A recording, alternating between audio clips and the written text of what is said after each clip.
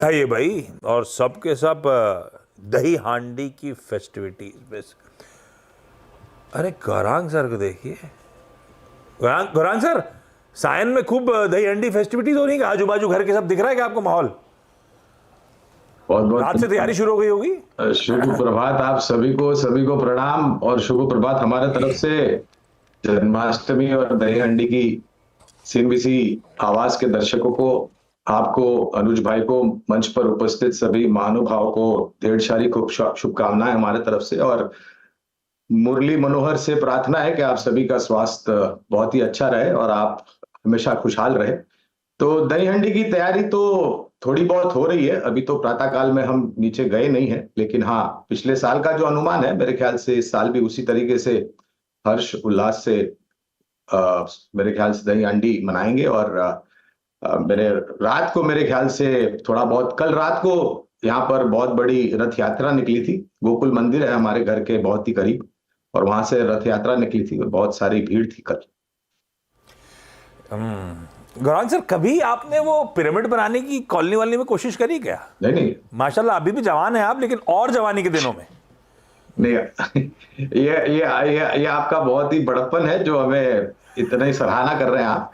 हाँ, लेकिन कॉलेज के दिनों में सर्वोच्चम चोटी पे हम ही चढ़ा करते थे। बिल्डिंग में हम अरे वाह। ऐसे गा करके थोड़ी बहुत, हम बच्चे थे करीबन 10-12 बच्चे लोग, एक निचले स्तर पर हांडी बांध देते थे और सर्वोच्चम स्तर पर हम ही चढ़ते थे और हम ही दही हांडी फोड़ते थे। एक चीज़ बताऊँ आशीष, मैंने ना अपने चाइल्डहुड में 3 साल रतलाम में बिताए थे। मैं लोगों को एक चीज़ कहता हूँ कि अगर आपको इंडिया की सारी फेस्टिविटीज़ के बारे में जानना है ना, तो सबसे बेस्ट स्टेट होता है मध्य प्रदेश। क्योंकि मध्य प्रदेश एक ऐसा स्टेट है जो मतलब सारी फेस्टिविटीज़ को ना निचोड़ लेता है उसमें। वहाँ पर भी मुझे याद है, क्योंकि मैं दही हांडी मैंने वहाँ से, क्योंकि पहले नॉर्थ में तो इतना चलन नहीं है दही हांडी का, मतलब अप नॉर्थ में ऑब्वियसली गुजरात में काफ़ी है, लेकिन मध्य प्रदेश में मैंने ये काफ़ी वो किया था। मैं उस समय, तब मैं फिट हुआ करता था स्कूल में, तो ऑब्वियसली तो वहाँ पर हम भी काफ़ी पार्टिसिपेट किया करते थे। आप जब ऐसा कह रहे थे तो कविता जी इकलौती थी जिनके खूब सर हिल रहा था। मान रही हो, सही कह रहे हैं आप एमपी को लेकर। वैसे गौरांग सर ने अपनी पहले के दिनों में पिरामिड बनाने में सबसे ऊपर होते होंगे। अभी क्या है, हर जगह स्टेज पे बुलाया जाता है दही हांडी फेस्टिविटीज, इसीलिए उनकी भाषण में आप देखेंगे मंच पर उपस्थित सभी महानुभावों, ये एकदम पॉलिटिकल स्पीच टाइप माहौल है एकदम गौरांग सर का। अभी भी बुलाया जाता है इनको, आजकल भी। गावा सर तो अभी भी एक्टिवली पार्टिसिपेट करते हैं। शाम को है क्या, बिल्डिंग पे लगाइए क्या दही हांडी? मेरी कल एक गलती हो गई, मुझे लगा था कल गोकुलाष्टमी है, कल जन्माष्टमी थी, आज गोकुलाष्टमी। दही हांडी के लिए सर्ज यूज करना पड़ता है और मेरे पास तो कुशन भी नहीं है। कुशन चाहिए, नहीं है मेरे पास। आपके पास अच्छा है तो नहीं, मैं गौरांग सर ही चढ़ेंगे अपने। चलिए, आप सबको वही फेस्टिविटीज की खूब खूब बधाई। गाबा सर, आज का प्रेफर्ड पिक सर कौन सा?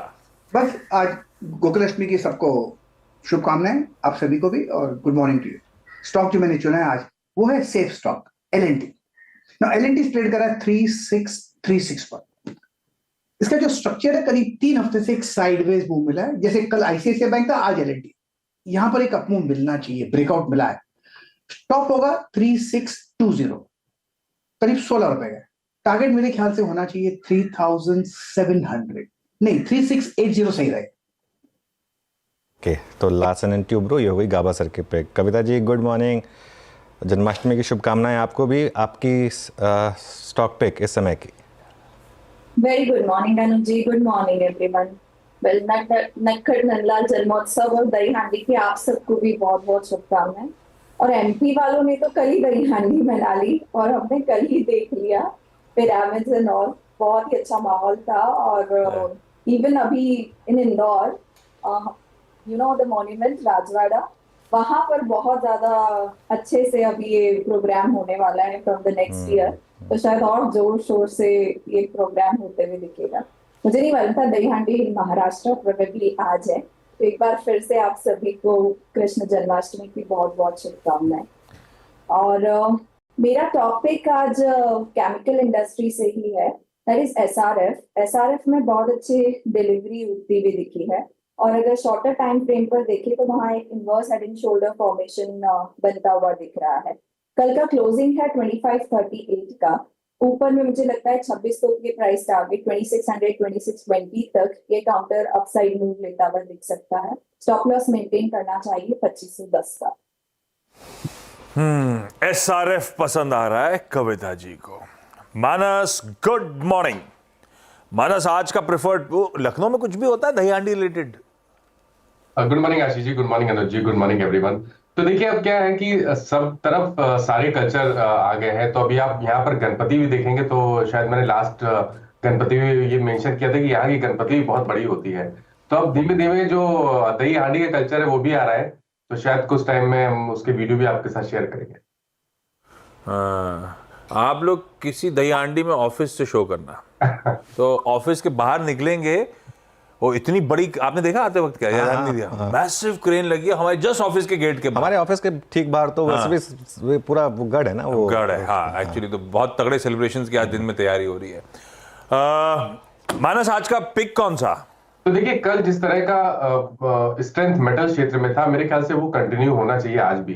तो आज का जो पिक है वो एनएमडीसी है, जहां पर 200 डे मूविंग एवरेज के ऊपर कंसोलिडेशन हो रहा था। कल एनएमडीसी ने अपने 20 डे मूविंग एवरेज को रिगेन किया, काफी बेहतर वॉल्यूम देखने को मिले आखिरी के 1 घंटे में। आई थिंक यहाँ पर करंट लेवल्स पे खरीदारी की जा सकती है। 240 रुपए आपके टारगेट होंगे और 224 रुपए 224 रुपीज का स्टॉप लॉस लगाना है एनएमडीसी में। ये कैश लेवल्स है। अगर चाहे तो 230 का कॉल ऑप्शन ले सकते हैं। 8.5 रुपए के आसपास की क्लोजिंग थी इस ऑप्शन की। ये मैंने नेक्स्ट मंथ के ऑप्शन की बात की है। तो वहां पर आप खरीदारी कर सकते हैं। 6 रुपए 90 पैसे का स्टॉप लॉस लगाइए और 12 रुपए के टारगेट सेट करिए। ओके, चलिए पुणे चलते हैं।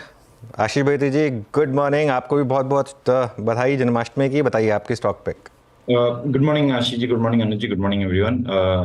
अनुज जी, मेरी जो टॉपिक रहेगी वो आईसीआईसीआई जनरल इंश्योरेंस में खरीदारी की सलाह रहेगी। थोड़ा सा चार्ट जरूर स्ट्रेस्ड आउट है, लेकिन बहुत अच्छा मोमेंटम इसमें बना हुआ है और कंपेयर टू बाकी फाइनेंस एंड इंश्योरेंस स्टॉक्स इसमें एक रिलेटिव स्ट्रेंथ बहुत अच्छी बरकरार है और कंटिन्यूसली हम देख रहे हैं कि इसमें डिलीवरी वॉल्यूम्स पीक पे चल रहे हैं। तो यहाँ पे खरीदारी की जा सकती है। जो स्टॉप लॉस इसमें मेंटेन करना है और 2090 का एक एसएल मेंटेन करिए 2090 का। हमें लग रहा है इसमें 2190 तक का लेवल देखने मिल सकता है। आईसीआईसीआई लोम्बार्ड जनरल इंश्योरेंस एक प्रेफर्ड आइडिया बहेदी साहब का। पुणे से ही सतपुते साहब जुड़ रहे हैं। सतपुते साहब, गुड मॉर्निंग। सतपुते साहब तो मुंबई में रहे हैं, उसके बाद पूना गए हैं। ये फेस्टिविटीज वैसे ही पूना में भी है कि मुंबई के जलवे अलग ही हैं आज के दिन? आशीष जी, देखिए पुणे में भी है, डेफिनेटली है। लेकिन मुंबई के स्पेशली परेल साइड के जो जलवे हैं वो कुछ और ही थे क्योंकि मैं वहां पे रहा हूँ। तो मुझे लगता है आप लोगों को आज डेफिनेटली नॉइज पोल्यूशन फेस करना पड़ेगा। सतपुते साहब, आज का preferred idea sir? Ashish ji, देखिए ओवरऑल ध्यान तो नजर तो मेटल सेक्टर पे ही है और मेटल में मुझे लगता है कि ऑलमोस्ट बात हो चुकी है। लेकिन और एक काउंटर जो मेटल में टाइटन, आई थिंक टाइटन में कल एक अच्छा ब्रेकआउट मिला। 3615 का वो लेवल था और 3615 के ऊपर टाइटन का क्लोज यही दर्शाता है कि यहाँ पे और एक मोमेंटम मिलेगा। सो टाइटन हम लॉन्ग साइड का ट्रेड देंगे। अगर डिप मिलता है, ऑब्वियसली आज एसजीएक्स थोड़ा सा वीक दिख रहा है, तो यहाँ पे आपको एक अपॉर्चुनिटी मिलेगी थोड़ा सा लोअर साइड पे एंट्री करने की। तो 3600 के स्टॉप लॉस के साथ टाइटन बाय करें। मेरे हिसाब से 3700 3720 का एक स्विंग यहाँ पे आपको इमीडिएट बेसिस पे मिलेगा। So Titan is a buy. Okay, Titan is a buy. चलिए अब गौरांग जी के पास चला जाए और एक फंडामेंटल पिक भी ली जाए। गौरांग जी, गुड मॉर्निंग मेरी तरफ से भी। बताइए आपकी स्टॉक पिक। आपको भी शुभ प्रभात अनुज भाई।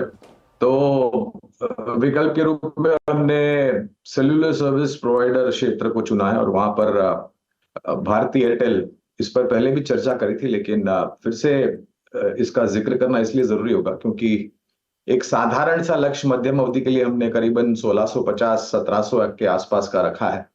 इसका सर्वोच्चम स्तर बना था अनुज भाई मेरे ख्याल से 1530 या 35 के आसपास। और हमें ऐसा लग रहा है कि बहुत जल्द ये एक नया शिखर की तरफ जाने का प्रयास करेगा और पार करने के पश्चात मेरे ख्याल से काफी तीव्र गति से ये 1650 1700 तक जा सकता है। और कुछ ऐसी बातें भी हमने सुनी है, बाजार में सुनी है, ये इसका कोई स्पष्टीकरण आया नहीं कि शायद दिसंबर तक और एक टैरिफ में बढ़ोतरी हो सकती है और उस परिस्थिति में लग रहा है कि अनिवार्य होगा आप पहले से ही अगर थोड़ा बहुत निवेश करते हैं।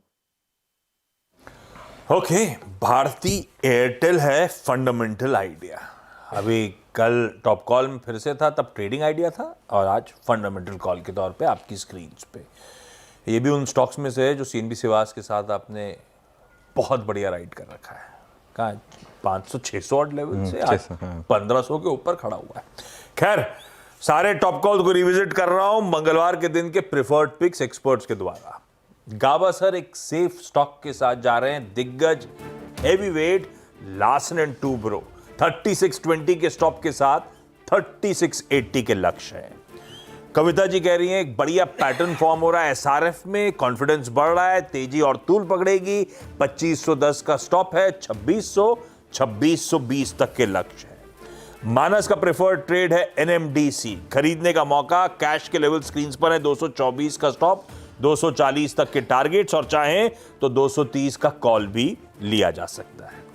भयती साहब जनरल इंश्योरेंस स्पेस पे दिग्गज ICICI लोम्बार्ड GI के साथ जा रहे हैं, खरीदना है 2090 के SL के साथ 2190 के टारगेट्स। सतपति साहब को टाइटन कंपनी पसंद आ रहा है, खरीदने के मौके ढूंढे, फ्यूचर्स 3600 का SL, 3700 3720 के टारगेट्स, और फाइनली गौरांग सर फंडामेंटली पसंद कर रहे हैं भारती एयरटेल। इन लेवल्स पे गिरावट में एक्यूमुलेट करिए, 1650 1700 तक के लक्ष्य आने वाले समय में ये स्टॉक दिखाएगा।